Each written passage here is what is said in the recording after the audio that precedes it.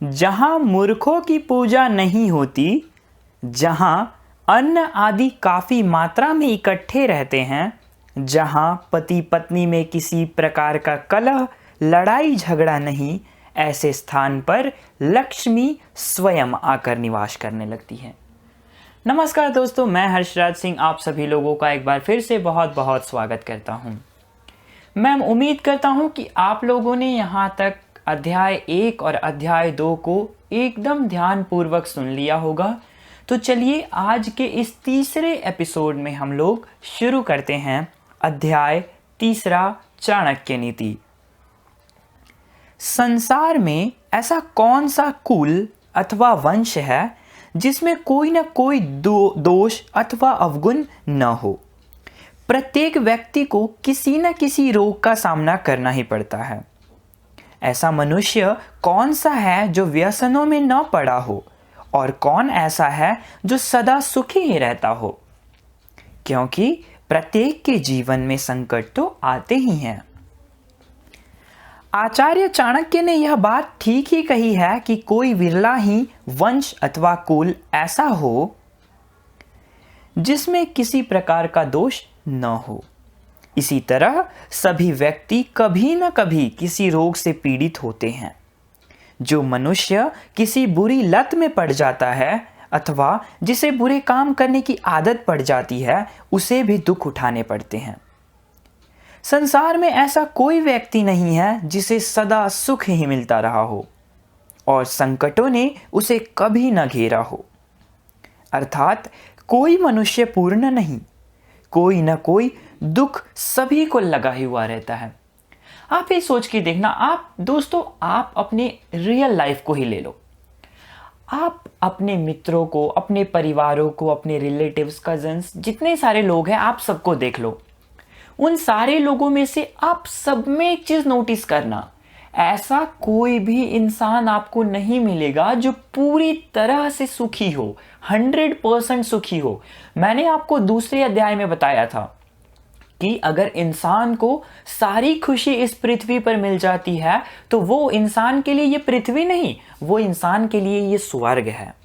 उसी तरह बता रहा हूं कि ये स्वर्ग, धरती पे रहकर स्वर्ग की प्राप्ति बहुत कम लोगों को होती है। आप अपने अगल बगल में, अड़ोस पड़ोस में देख सकते हो, ऐसा कोई भी मनुष्य, ऐसा कोई भी इंसान नहीं है जो पूरी तरह से संपूर्ण रूप से सुखी हो। वो किसी न किसी पीड़ा में, किसी न किसी दुख में जरूर होता है।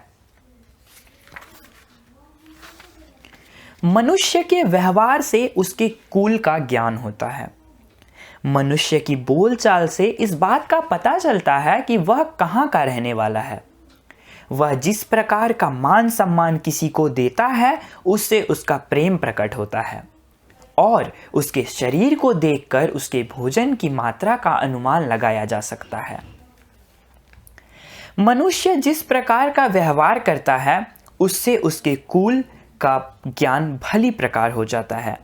इसी प्रकार मनुष्य की भाषा और बोलचाल से उसके देश, प्रदेश अथवा रहने के स्थान का पता चल जाता है।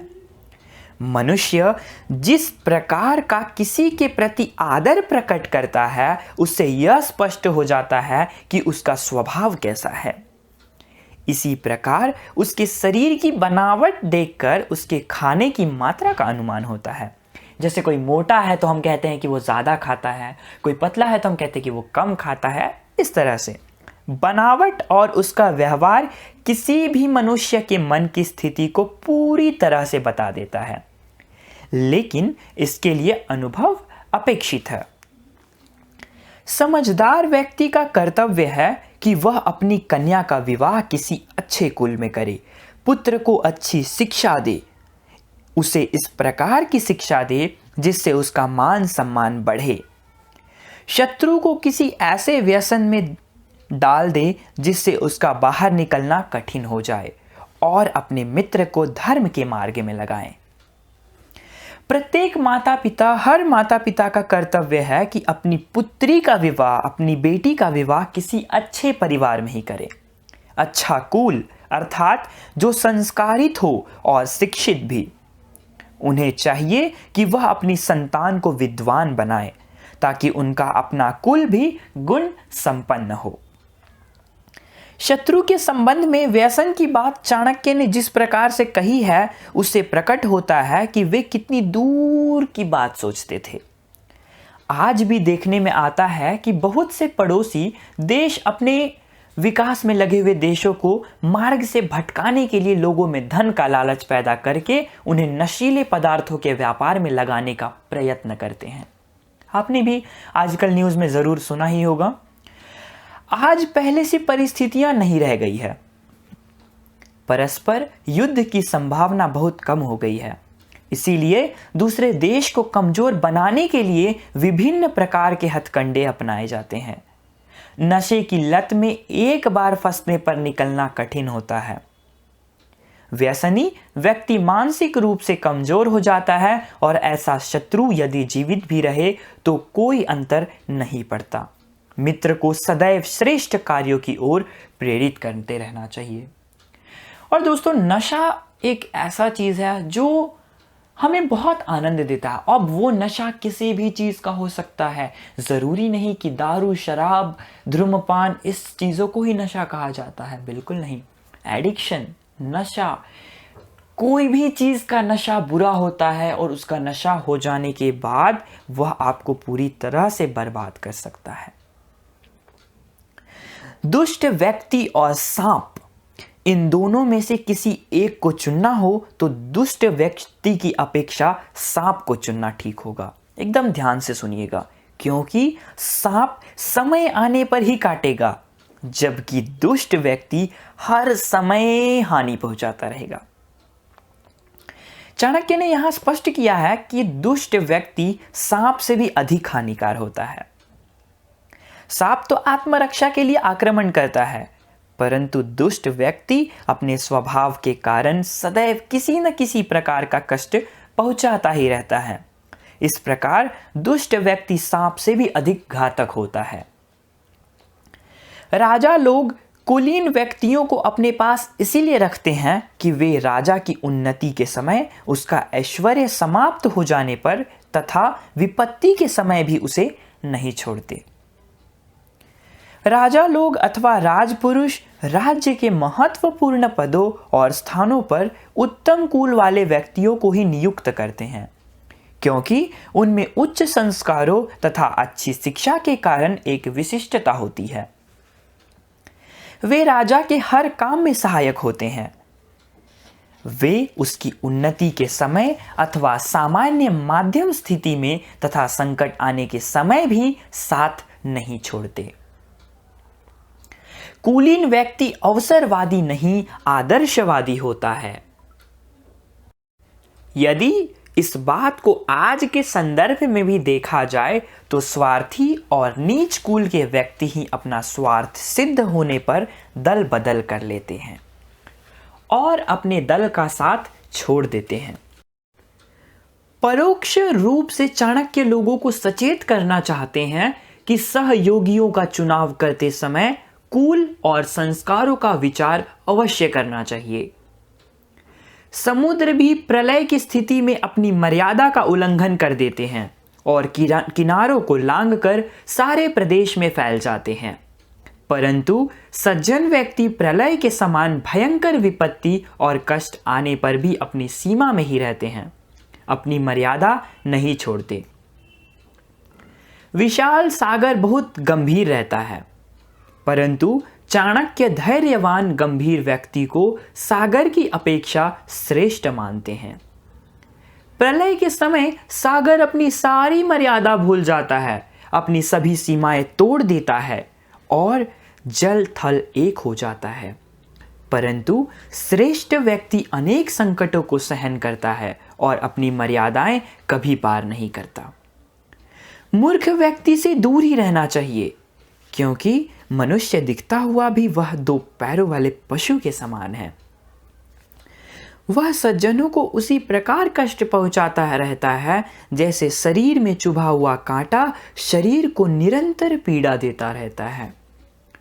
कांटा छोटे होने के कारण अदृश्य हो जाता है और शरीर में धंस जाता है। मूर्ख की भी यही स्थिति है। वह भी अनजाने में दुख और पीड़ा का कारण बनता है। अक्सर लोग मूर्ख की ओर भी ध्यान नहीं देते, वे उसे साधारण मनुष्य ही समझते हैं। सुंदर रूप वाला, यौवन से युक्त, ऊंचे कुल में उत्पन्न होने पर भी विद्या से हीन मनुष्य सुगंध रहित ढाक अथवा टेसू के फूल की भांति उपेक्षित रहता है, प्रशंसा को प्राप्त नहीं होता। यदि किसी व्यक्ति ने अच्छे कुल में जन्म लिया है और देखने में भी उसका शरीर सुंदर है, परंतु यदि वह भी विद्या से हीन है, यानी कि अगर उसने विद्या नहीं लिया है, उसने शिक्षा नहीं ली है, तो उसकी स्थिति भी ढाक के उसी फूल के समान होती है जिसमें खुशबू नहीं होता। ढाक का फूल देखने में बहुत खूबसूरत और बहुत बड़ा होता है, परंतु जब लोग यह देखते हैं कि उसमें किसी भी प्रकार का सुगंध, किसी भी प्रकार का खुशबू नहीं है, तो वो उसकी उपेक्षा कर देते हैं, उसका इस्तेमाल नहीं करते हैं, क्योंकि उसमें सुगंध ही नहीं होता है। न तो वह किसी देवता के पूजन में चढ़ाया जाता है, न ही साज श्रृंगार में उसका किसी तरह का उपयोग किया जाता है। आगे कहते हैं, कोयल का सौंदर्य उसके स्वर में है, उसकी मीठी आवाज में है। स्त्रियों का सौंदर्य उनका पवित्रता होना है, उनका पतिव्रता होना है। कुरूप लोगों का सौंदर्य उनके विद्वान होने में और तपस्वियों की सुंदरता उनके क्षमावान होने में है। भाव यह है कि व्यक्ति का सौंदर्य उनके गुणों में छिपा रहता है, ना कि शक्ल देखकर। उनका फेस पे उनकी ब्यूटी नहीं दिखती है, उनका जो सौंदर्य है, उनकी जो ब्यूटीफुलनेस है, ये चीज़ें उनके गुणों से दिखता है, ना कि उनके चेहरे से। जिस प्रकार कोयल और कौवा दोनों ही काले होते हैं, दोनों ही ब्लैक होते हैं, परंतु कोयल की मीठी कू सभी को पसंद होती है। यही मीठा स्वर उसका सौंदर्य है।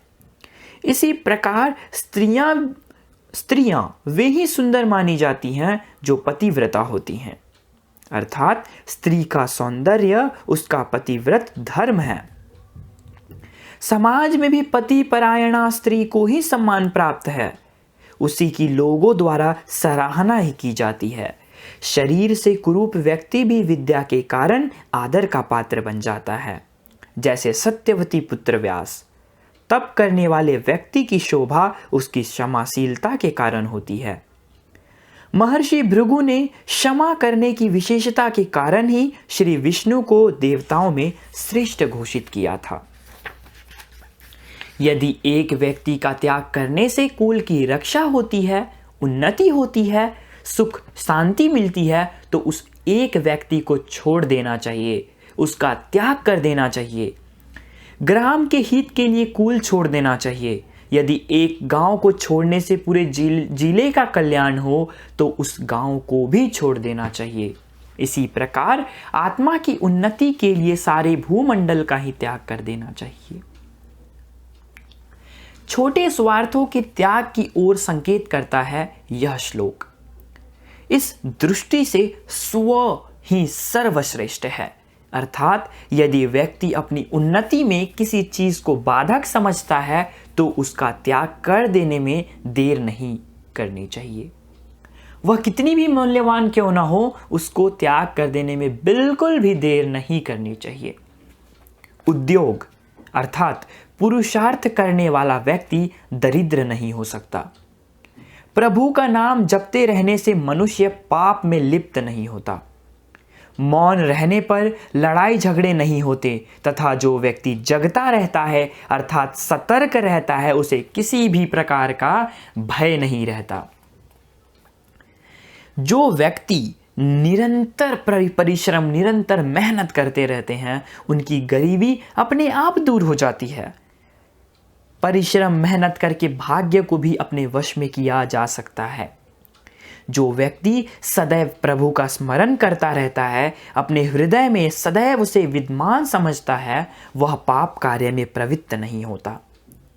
श्लोक के दूसरे भाग में कहा गया है कि मौन रहने से लड़ाई झगड़ा नहीं होता, अर्थात विवादों का समाधान है मौन। यह बात जीवन के सभी पक्षों पर लागू होती है। जो व्यक्ति सावधान रहता है, सतर्क रहकर अपने कार्य करता है, उसे किसी भी प्रकार के भय की आशंका नहीं रहती। जिस व्यक्ति को आलस्य, असावधानी और गफलत में रहने की आदत है, उसे हर स्थान पर हानि उठानी पड़ती है। उसका न तो आज है न कल। अत्यंत रूपवती होने के कारण ही सीता का अपहरण हुआ। अधिक अभिमान होने के कारण ही रावण मारा गया। अत्याधिक दान देने के कारण ही राजा बलि को कष्ट उठाना पड़ा। इसीलिए किसी भी कार्य में अति नहीं करनी चाहिए, अति का सर्वत्र त्याग कर देना चाहिए। ये दोस्तों आप अपने जीवन में भी देख लीजिएगा कि आप लोगों को कोई भी चीज़ लिमिट से ज़्यादा नहीं करनी चाहिए, चाहे वो कोई भी चीज़ हो, कुछ भी, एनीथिंग, उसमें एक मर्यादा, एक लिमिट होती है। उसको अति नहीं करना चाहिए, उसको लिमिट से ज़्यादा नहीं करना चाहिए। चाणक्य ने यहाँ इतिहास प्रसिद्ध उदाहरण देकर यह समझाने का प्रयत्न किया है कि प्रत्येक काम में एक सीमा होती है। जब उसका अतिक्रमण हो जाता है तो व्यक्ति को कष्ट उठाना पड़ता है। सीता अत्यंत रूपवती थी, अत्यंत सुंदर थी, इसीलिए उनका अपहरण किया गया था, क्योंकि वो थी ही इतनी खूबसूरत, इतनी सुंदर। इसी प्रकार रावण यद्यपि अत्यंत बलवान और समृद्ध राजा था, रावण जो था, रावण के पास बहुत शक्ति था, बहुत ताकत था रावण के पास, लेकिन फिर भी उसने अभिमान की सभी सीमाएं लांघ दिया। परिणाम स्वरूप उसे अपने स्वजनों के साथ मौत के घाट उतारना पड़ा। उसी तरह राजा बलि के संबंध में तो सभी जानते हैं कि वह अत्यंत दानी थे, वो बहुत दान करते थे।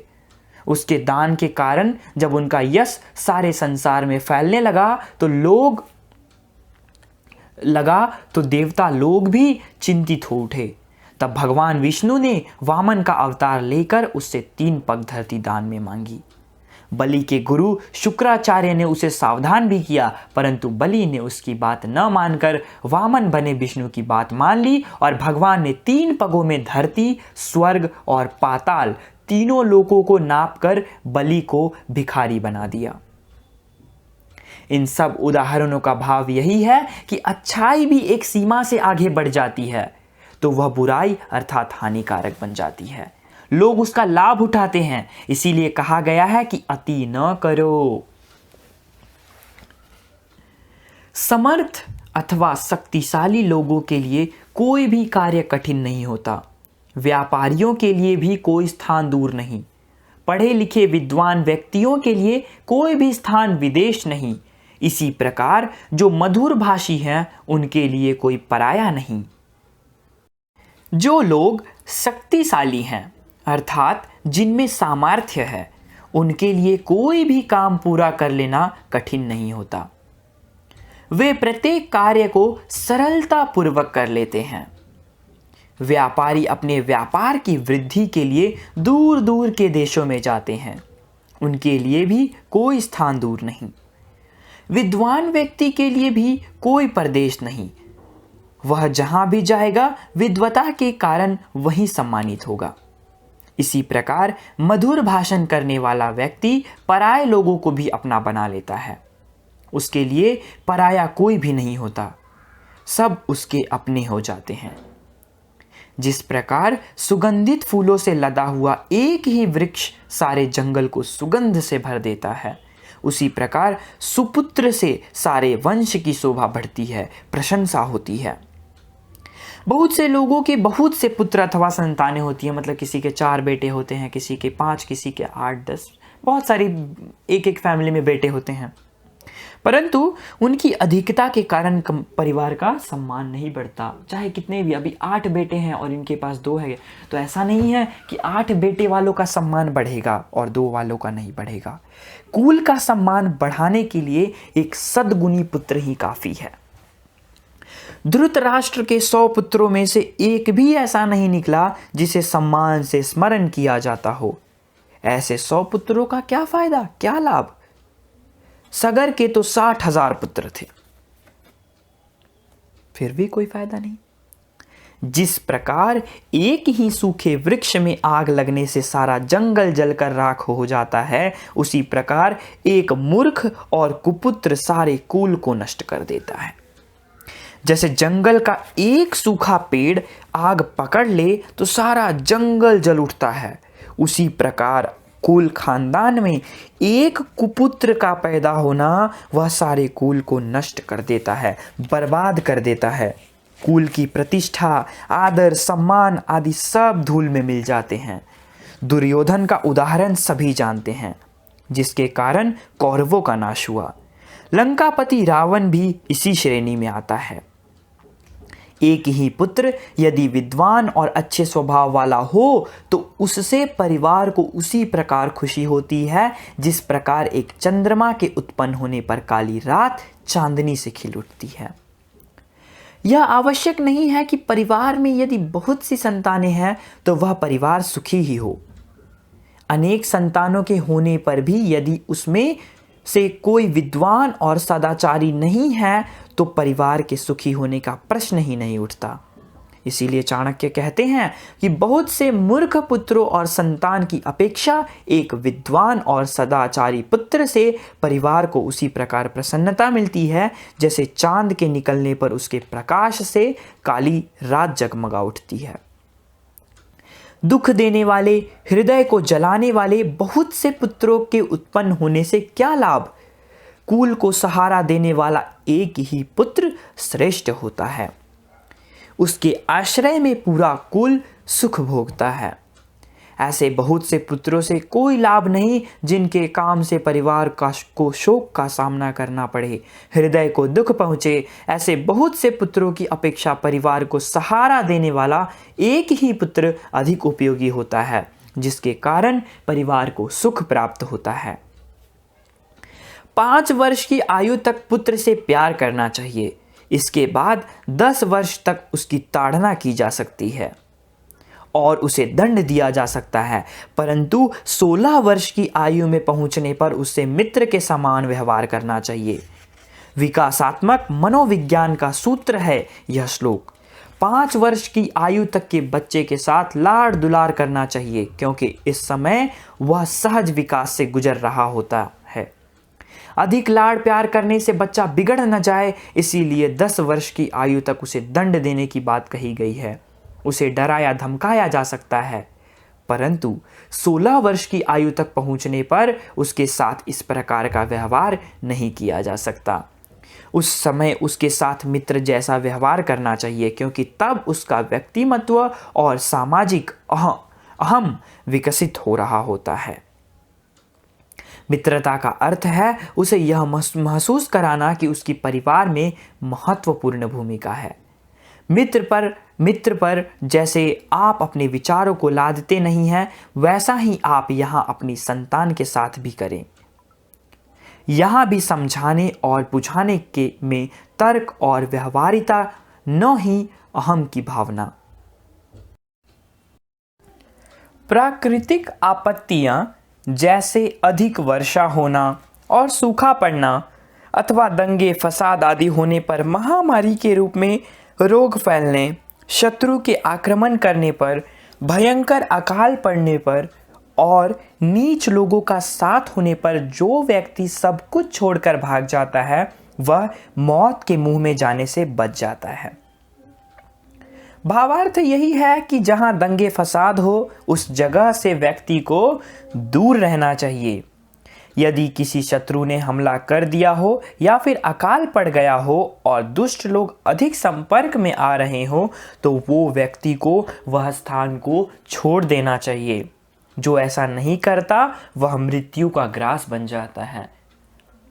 जिस व्यक्ति के पास धर्म, अर्थ, काम और मोक्ष आदि इन 4 पुरुषार्थों में से कोई भी पुरुषार्थ नहीं है, वह बार बार मनुष्य योनि में जन्म लेकर केवल मरता ही रहता है।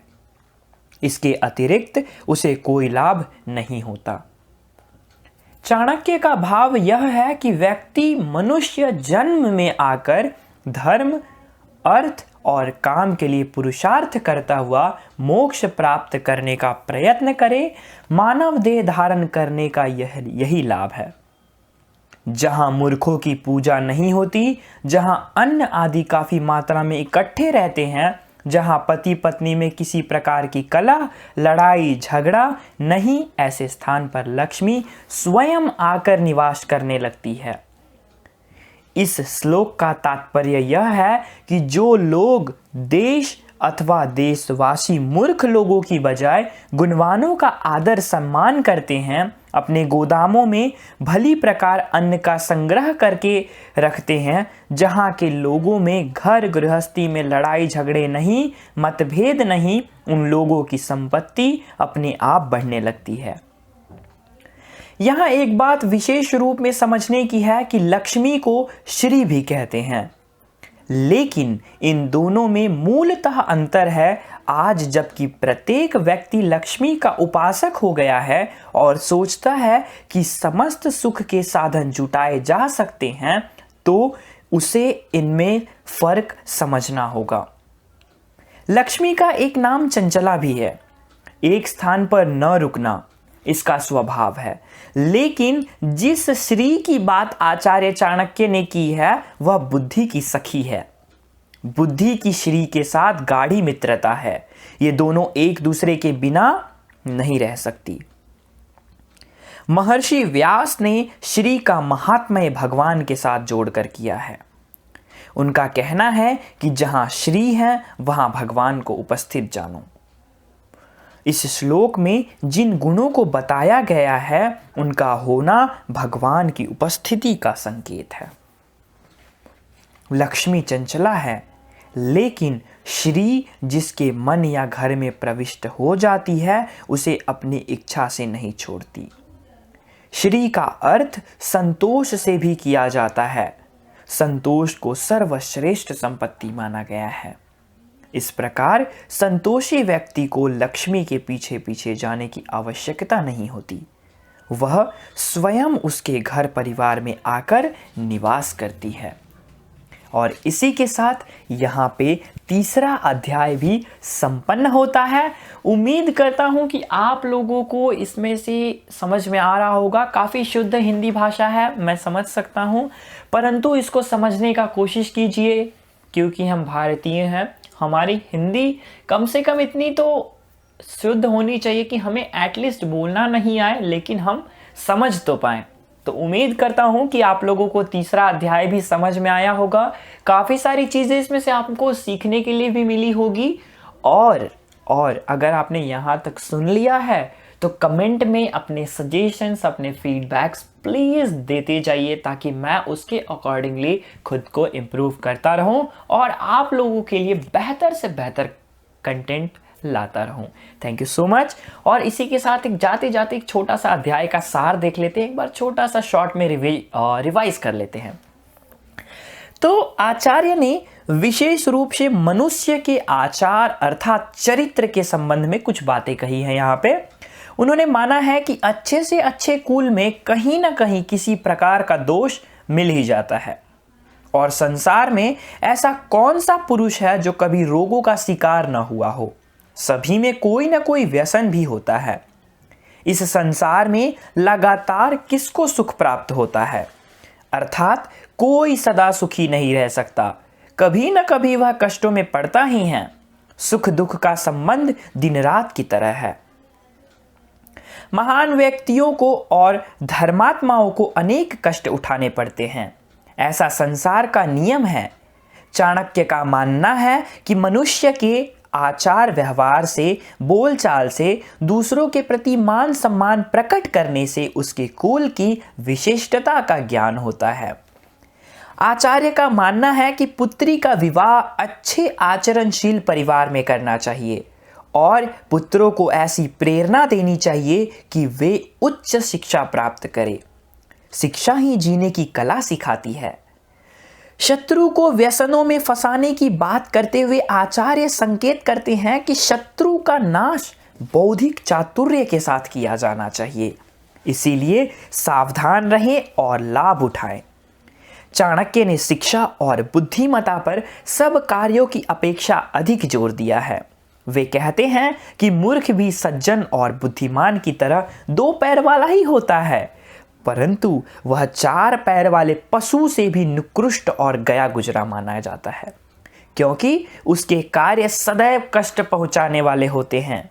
चाणक्य कहते हैं कि यदि कोई व्यक्ति अच्छे कुल में उत्पन्न हुआ है तथा रूप और यौवन आदि में भी युक्त है, परंतु उसने विद्या ग्रहण नहीं की, तो यह सब उसी प्रकार का निरर्थक है जिस प्रकार बिना सुगंध के सुंदर फूल।